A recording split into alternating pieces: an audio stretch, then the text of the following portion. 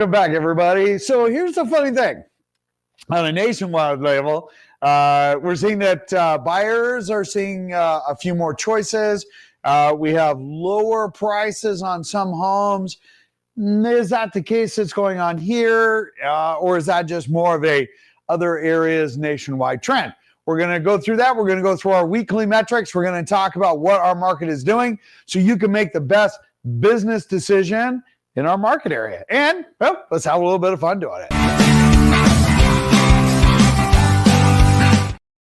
Okay, so when we take a look at the market and we look at it each week, we're looking at residential only, all right? We're not including condos in this report. That's a different video altogether. And this way, it's a consistent metric each and every week, which allows you really to make just really good decisions. No, this is not scripted. Yes, I do this every single week. And yes, we do have our information that is available online. Remember to check out the cities where we have in real time city updates, city videos, and this way it allows you to kind of, take this and even dial it down a little bit tighter. They're free. There's no marketing. There's no pop-ups. It's just good information for you. All right, let's talk a little bit about what's going on. So, yes, buyers are definitely seeing more options. When we talk about pricing, we've been pretty flat. We're pretty sideways. We're not seeing any, monumental ups. We're definitely not really seeing any downs. We've seen probably about a 1.4, 1.6% improvement year over year. That's not great, but hey, it's not down. So by the end of the year, if rates keep kind of ticking down, they've been more sideways also, then we are absolutely going to see an improvement in pricing. Inventory is already dropping with some of the better rates anyway. We'll go over that. So when we take a look at this chart right here, you can see our average sales pricing as far as where we're seeing things, where volumes are going. And as you can tell, well, we saw the greatest amount of pricing and whatnot, and the maximum amount of refis, when rates were down in the, 3s and 4%. That's when the feds bought the rates down artificially. They felt that they needed to do it in 2020 because everybody was supposed to be staying home, but they weren't. They were out looking and buying homes. 70% of all of the different mortgages that are out there are in the 4% and lower. We call it the golden handcuffs, and that's why we're not seeing a lot of movement. We have been seeing some cancellations of listings, but not a great amount because, yes, they may cancel, but then they come back on with different terms and whatnot. All right, so if we take a look at what's going on just in the news, upper left, so buyers see more choices, lower prices in some home market areas. We have high prices and rates keep home sales near cycle lows. That's pretty much true. Then when we take a look at the mortgage finance, you can see that we're at about 6.81. Again, we pop around actually quite a bit between 6.75, 6.8, 6.68, pretty much around 6.75. Why? Well, honestly, that's a pretty common average interest rate, and our metrics are staying pretty consistent. Job reports came in, kind of so-so, improved rates. But CPI came in a little bit lower than expected. That knocked up rates. So when we take a look at it, remember, it's based on the stock market. It's not based on what the feds do. Everything that we see mortgage-wise is related to the stock market as it is publicly traded, okay? We do not expect the feds to drop rate probably until September. I say that because, well, that's just the way it's going to be. They've already met, and the next one is in September. And so right now we're kind of staying the course. Yes, in September, I think we will see a 0.25% rate drop. that is going to probably drive up mortgage rates again. Normally they will follow it going downward, but the last 4 or 5 times when the feds go down, mortgage rates have gone up. So anyway, keep that in mind. All right. So if we head over and we talk a little bit about what Freddie Mac is doing, they're running 7-day average. Look, we're at 6.75 with these guys right now. That is lower week over week and year over year. And as you can see from our trend there, we are super sideways. Yeah, we had our dip, as you can see on the far left there. And that's when the feds changed dropped their rate by 0.5 point. That's when that went up. And ever since then, minus a few little hiccups here and there, we are super, super flat. Mortgage rates, without a doubt, drive probably the biggest factors for buyers re-entering into the market. There's a gaggle of people that are sitting on the sidelines, kind of, moving in and out, depending on, hey, does a home meet my criteria? Where are rates at? And they will move in and out. Right now, you're going to start to see a little bit more of the in. But remember, you have free access to a advanced mortgage comparison. You can put 4 mortgages together. It's a free. There's no ads. We'll put the link down below. And then there's a video, 5 questions you must ask when getting quoted mortgage loan rates. Watch that video. Listen, you can either get caught up in marketing, or you can be knowledgeable and know what to ask when getting quoted a mortgage rate. That's all it is. There's no advertising, and it's free. Write down the questions. Make sure you ask them, and make sure you ask at the same time every day. Do not ask one lender in the morning and one lender in the afternoon. You get completely different rates, and you have misinformation that you'll be making a decision on. All right, moving on.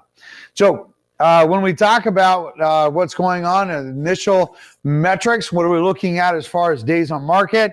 We're at about 29, 30 days on market right now. Pretty much the same when we talk about the list to sales price. And that is, again, same as last week, no change. When we look at our running 7-day average, look at that. We had 1,104 homes that came on market, but we had 1,218 homes that went off market, a difference of approximately 114 homes. So wait a second. If we're looking at and saying, hang on a second, people are saying sales are slowing down or the market is changing and whatnot.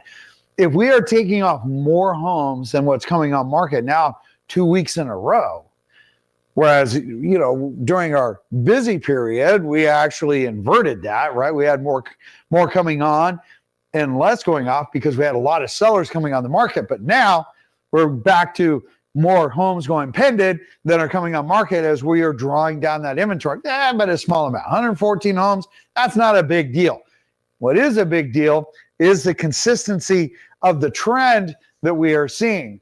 What is even more important than that? You betcha. Come here. Make sure you watch the channel because it's super accurate. You get some really great information, and it allows you to make really good business decisions like this when we talk about the Northwest MLS. Now, look at these metrics. All right, let's blow this up. Okay.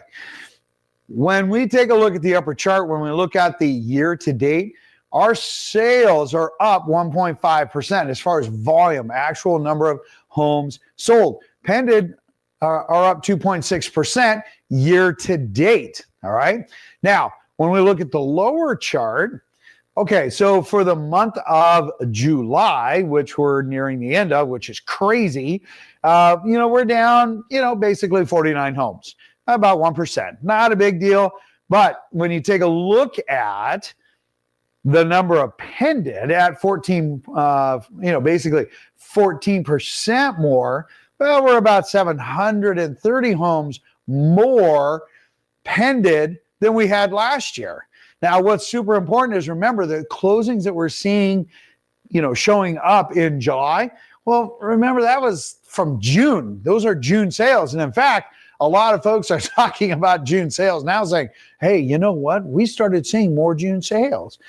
Well, okay. Well, we knew that back in June. This is real-time information, so make sure Put your information down below. Ask your questions. There's no strings attached, okay? We will answer you normally in about 30 minutes, except for on Sundays. All right, moving on. If we take a look at some deeper metrics, let's take a look at this. So when we take a look at the actual sales price, we're up 0.9% across the Northwest MLS, single family only, down just a tad bit for the month of July. And those numbers are technically both higher than what they were last week. That's super important information because it allows you to understand that we are progressively moving forward each and every week. So we were about $2,000 higher than we were this time last year, this time last week. So we've just seen, again, just another incremental increase in price. Some of that because of activity, because of homes available. We are seeing more homes that are available online, albeit we are still only about 65% of what we were pre-pandemic, meaning 2019 and earlier. All right, so if we take that and let's dive into new construction.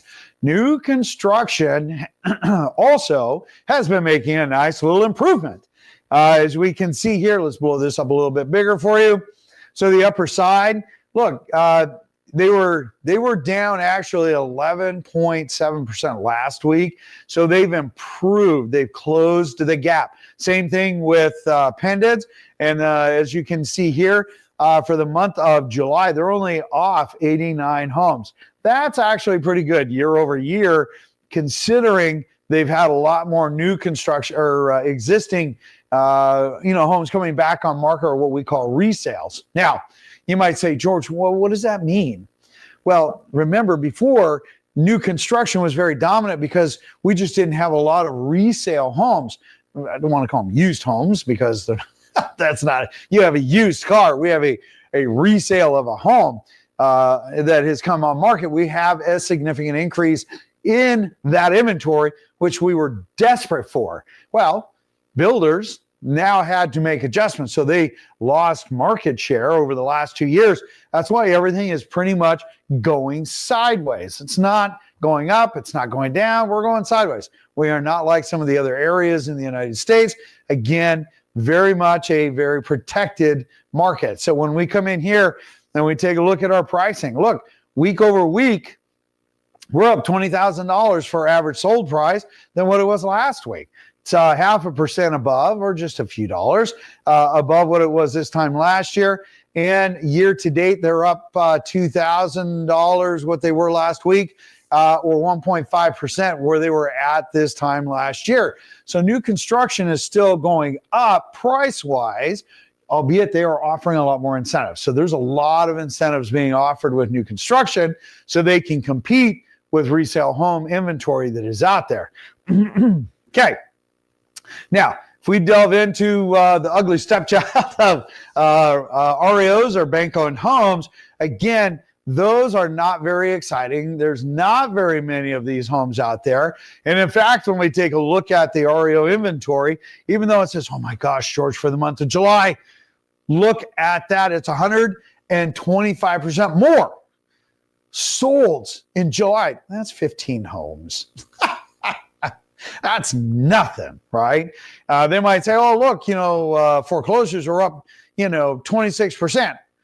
That's 20 homes. And in fact, they're not even legitimate 20 homes because we have some homes that are actually being listed that are not foreclosures, but the agent did not put them in correctly, and they show up as foreclosures because they hit the wrong box when they were checking the listing. So actually, it's closer to about 12 more homes than where we were at last year. Pretty much small potatoes. We don't have a huge REO inventory here. There's some, misleading information out there that is driving a certain tax benefit to help people that are, quote unquote, going into foreclosure when our default rates are super low. In fact, we're one of the lowest in the nation, but they're using misinformation, in my humble opinion, to take more dollars out of your pocket. Because, well, again, socialism only works until you run out of money. There you go. All right. So if you guys have any questions, put them down below. Make sure you enjoy your day today. Smash that subscribe button. Let us know you like it. And in the meantime, you guys have an absolutely beautiful day. I'll catch you on the next video. Take care.